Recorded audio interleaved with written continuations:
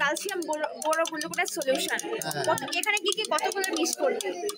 এখানে 30 ml এর জন্য হ্যাঁ 6 গ্রাম ক্যালসিয়াম গ্লুকোনেট এবং 1.2 গ্রাম বরিক অ্যাসিড। দেন এই দুধের মতো কালারটা হয়ে গেছে না? হ্যাঁ একবার ট্রান্সপারেন্ট হবে এটা। এরপর আমরা স্টার দিয়ে ম্যাগনেটিক দিয়ে ট্রান্সপারেন্ট করব। এটা কি ক্যালসিয়াম বোরো গ্লুকোনেট। এটা 10% সোডিয়াম করে।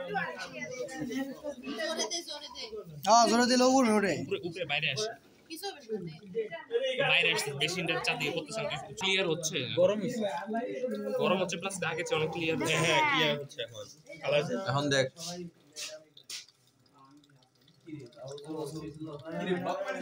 কে দিছি তো বুঝছি তো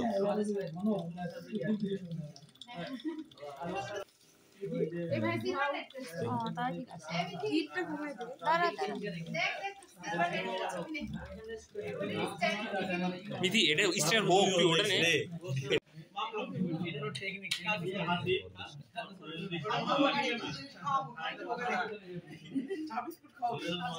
এটা হোক খালি করে পেছাস আস্তে আস্তে ওটা যা এ ভালো মতো ধর, ভালো মতোই ধরছি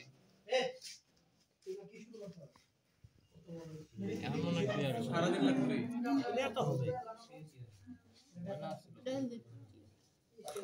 যাইতেই তো চাই না, এটা কয়দিন আমি ফিল্টার করব। বেশি করে দে,